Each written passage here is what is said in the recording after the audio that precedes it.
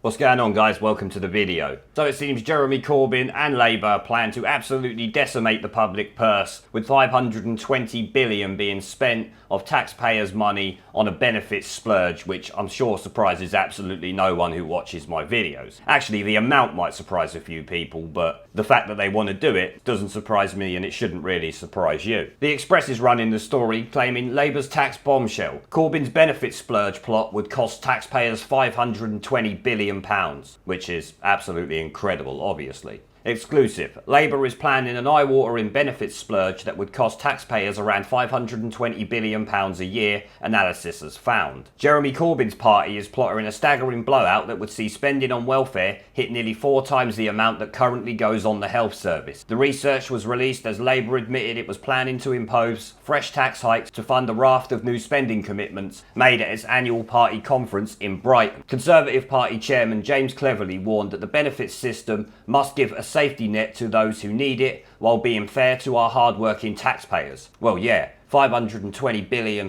is not fair, and it's nearly 4 times the amount that currently goes on the National Health Service. So that is a sign of how much we are talking here. Like, the NHS is an expensive proposition, but to spend 4 times that on benefits, that's incredible. The article continues. He added, Labour's latest splurge would clobber hard-working people with higher taxes. Our welfare system should give people a hand up, not just a hand out. Work gives people structure, security, as well as a pay packet. That's correct. People shouldn't just be getting handouts unless they actually need it. It shouldn't be the case where you're better off not working because of massive benefits than being at work at the end of the day. Otherwise, no one's going to work and the country will go to pot, let's be honest. Labour's Brexit bombshell includes a so-called universal basic income that would give everyone a fixed sum regardless of their wealth. While, in theory, that sounds great and is all nice, I would love a fixed income. Love it. Absolutely brilliant. It would be great to have a certain amount of money, but who's fucking paying for it? This is the problem. This is what Labour don't seem to understand, that people ain't going to be happy with. It's all nice and well saying universal basic income will give everyone a fixed sum, but everyone's going to have to pay for that fixed sum. So what is the point? It doesn't make any sense. John McDonnell has previously announced that the party would trial the scheme if it takes power and pick Liverpool, Sheffield and the Midlands as the first places to test it out. So we're talking billions of pounds just to test it out before they even get started.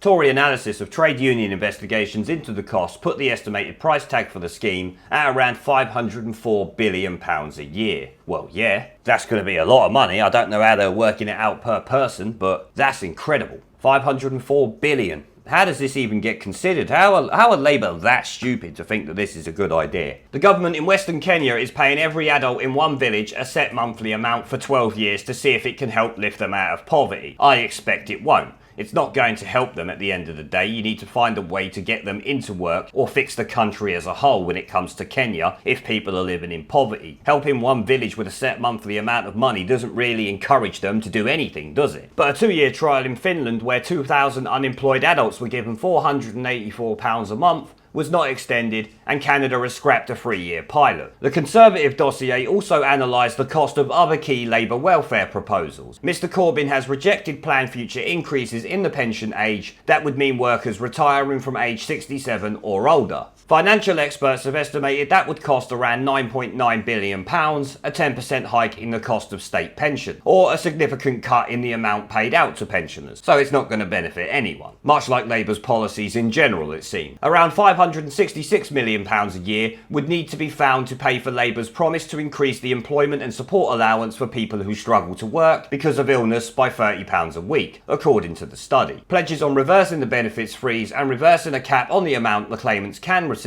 are estimated to cost more than £2 billion. Mr McDonald will today, on Monday, make a further major spending commitment with a £6 billion plan for free personal care for people who need help getting out of bed, washing and feeding themselves. It would more than double the number of people receiving state-funded support. But Labour admitted the scheme will be funded through taxes and refused to set out the details of the hikes needed to cover the cost until its next manifesto is released, because they know they're going to be ridiculed for it. Let's have it right. They're going to try and tax people, anyone who earns over a certain amount of money. We know what Labour are like. They'll go for the ones they claim are doing the best, so we need to take them out, not realising that if you start overtaxing the people who make the most money, they leave the country and move elsewhere, because they have the means to, you idiot. Mr McDonnell will tell party activists, as the first building block in our new national care service, the next Labour government will introduce personal care free at the point of use in England. Shadow Health Secretary John Ashworth announced a £745 million plan to scrap prescriptions in England and said it would be paid for by a fairer tax system. What they mean is it will be heavily skewed against anyone who went to Eton or anything like that. Anyone that might have voted Tory. That's what they mean. It's not a fairer system, it's just fairer for them. Prescriptions cost £9 per item for patients who do not qualify for an exemption. Mr Ashworth refused to set out how the policy would be paid for. He said when we get to a general election, John McDonnell will outline the taxation changes we will be proposing to fund our investment in public services. On a day of bitter infighting at the party conference, the shadow cabinet desperately scrambled to draw attention away from its divisions with a series of announcements on the justice system. Oh, this will be great then.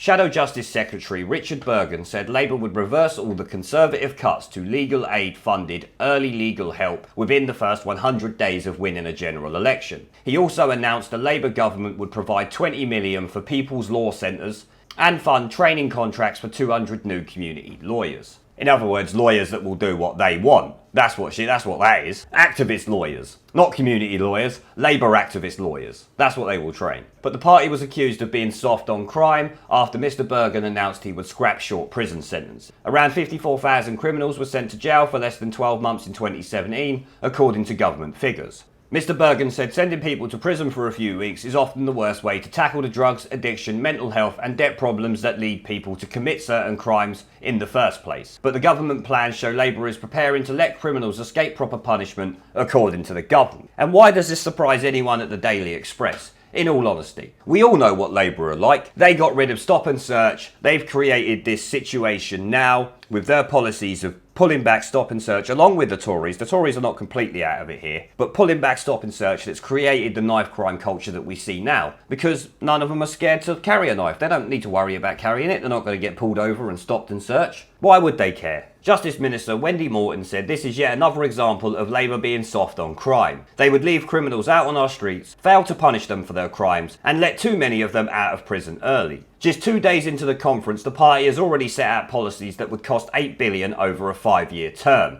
as well as free prescriptions and legal reform. It has set out a £750 million a year plan to give interest-free loans for electric vehicles, a £272 million 3-year scheme to train an extra 1,500 GPs, and a one-off £20 million payment for a female offender strategy. Which is just incredible. A female offender strategy? Where's the equality in that, Labour? As you see, when you do a little bit of digging into Labour's plans on spending, you see that they want to rake us out of £520 billion for their stupid socialist projects that are going to help absolutely fucking no one in the long run. They want to give all these people random benefits regardless of how wealthy you are. For what reason? How is that helping anyone? What is that going to do? Who's paying for this stuff? What do they think they're doing? They want to leave it so that when they get out of government again, they want to be able to leave the next note that says, sorry, there's nothing left. Ha ha. You know what I mean? This is what they plan to do. This is Labour all over. And Corbyn's just continuing that Tony Blair, Gordon Brown style of fucking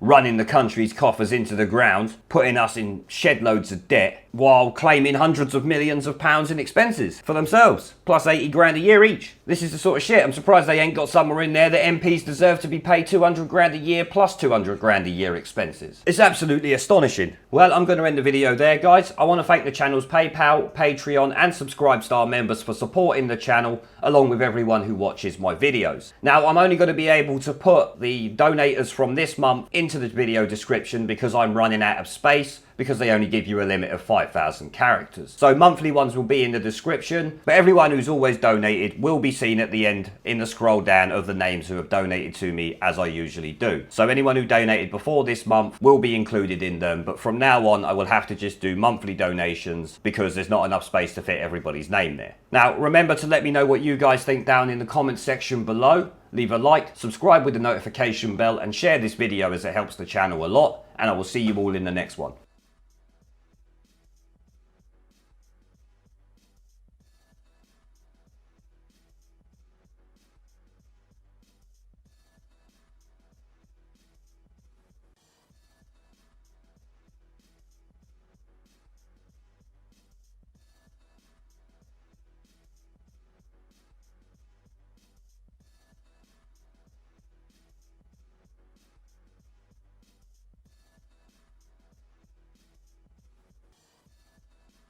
Ramon! Ramon!